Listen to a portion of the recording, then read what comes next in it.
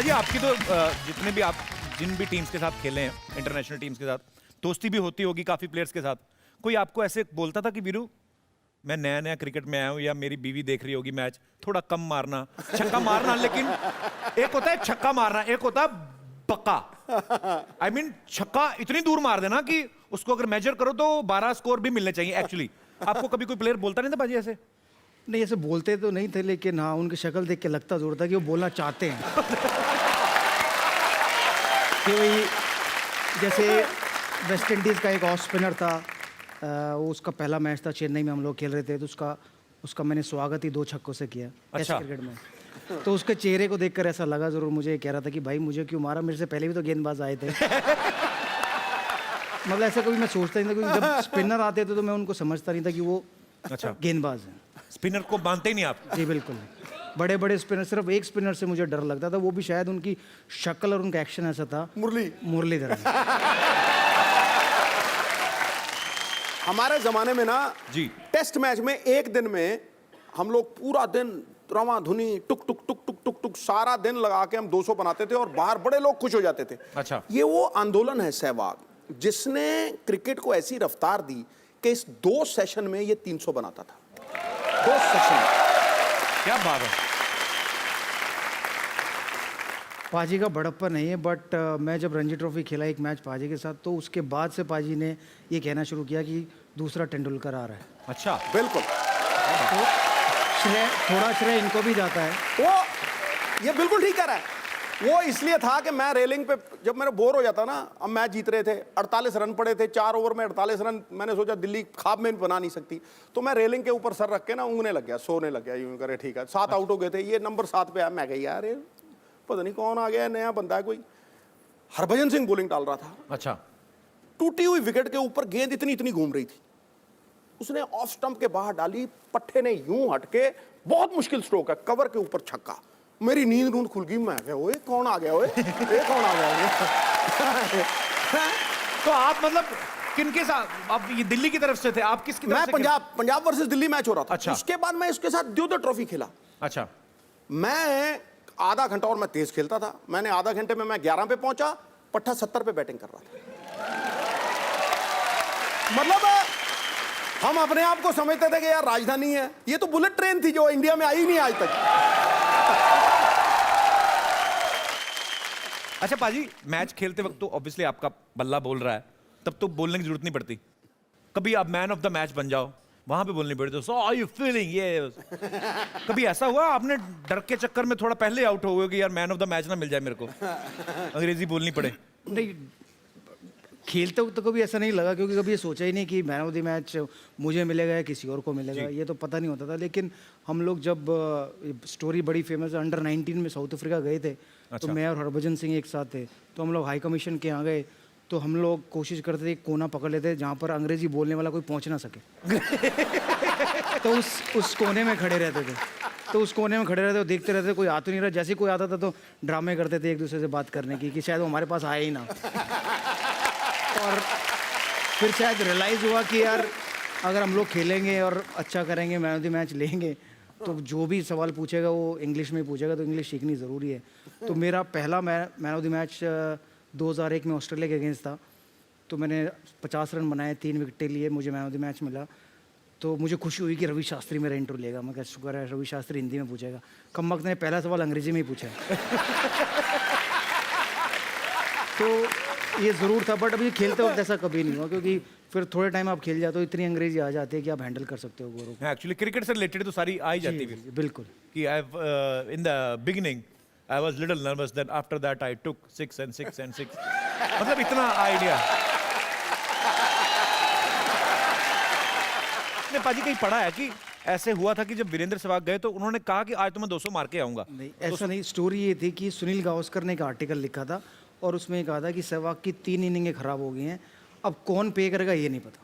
अच्छा। तो कोई ना कोई पे करेगा। तो जब मैं अंदर गया तो मैं हमेशा ऊपर देखता, भगवान को याद करता था, और मैं कहता था कि अगर आज मेरा दिन है तो वेस्ट इंडीज़ मर गई। तो वो मेरा दिन था। और मुझे ऐसा जब हुआ, जब मैं 174 175 पे था, दूसरा पावर प्ले था, 37वें 38वें ओवर, मैं एक कवर्स के ऊपर मारने गया, और उनका जो कैप्टन था सामी उसने कैच छोड़ा, तब मुझे रियलाइज हुआ कि शायद भगवान भी ये चाहता है कि मैं दोहरा शतक बनाऊं। वाह क्या बात है। क्रिकेट में इंटरनेशनल जब मैचेस होते हैं तो दूसरे प्लेयर्स को उनका ध्यान उनका डाइवर्ट करने के लिए, डिस्ट्रैक्ट करने के लिए उनको, ताकि वो अच्छा परफॉर्म ना कर पाए, स्लेजिंग बड़ी होती है।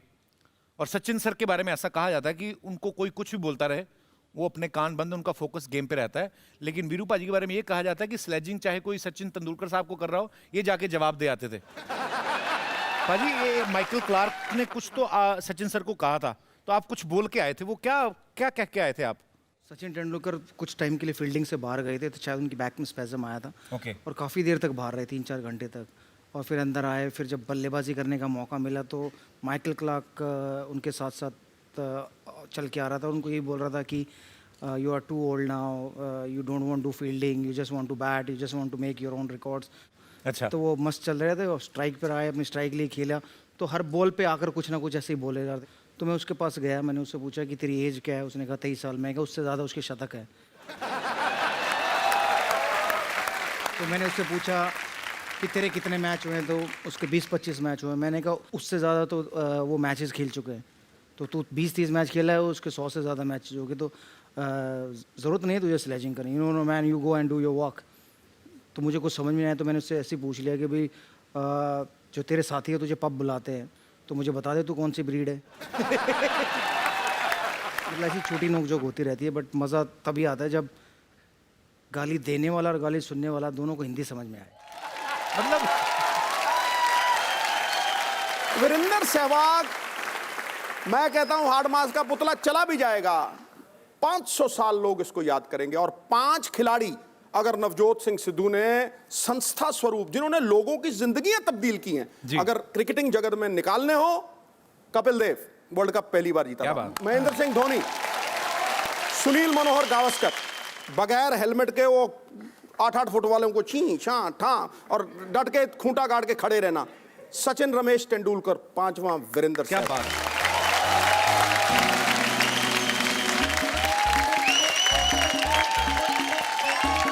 मैं आप सबकी जानकारी के लिए बता दूं कि सनी पाजी और बॉबी पाजी की एक फिल्म शुरू होने वाली है, पोस्टर बॉयज, जिसे सोनी पिक्चर्स नेटवर्क प्रोडक्शंस ही प्रेजेंट कर रहे हैं।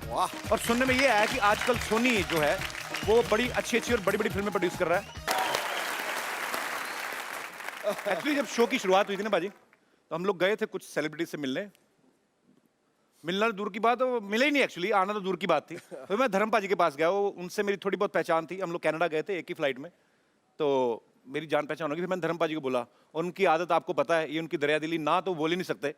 तो मैंने उनको कहा कि पाजी मैं पहली बार ये शो शुरू कर रहा हूँ, और वो आए, इतनी सारी ब्लेसिंग्स दे के गए, वो आज तक ये क्रम चल रहा है। थैंक यू धर्म पाजी, I love you so much. पाजी हमने ये सुना है कि पोस्टर बॉयज जो फिल्म है, ये ऋषिकेश मुखर्जी, ऋषिदा के जैसे स्टाइल होता था फिल्मों का, वो वैसी स्टाइल की फिल्म है। और उनकी फिल्मों में हीरो मुक्का तो दूर की बात, गुस्से में बात भी नहीं करता था। अच्छा? सनी पाजी, बॉबी पाजी एक्शन के लिए ज्यादा जाने जाते। पाजी फिर ये एक्शन से कॉमेडी का गेयर आपने कैसे डाला एकदम से? यार आजकल सुना मैंने कि, सुना नहीं जानते हैं, कॉमेडी करने वालों को के ऊपर टैक्स बहुत ज्यादा लगता है।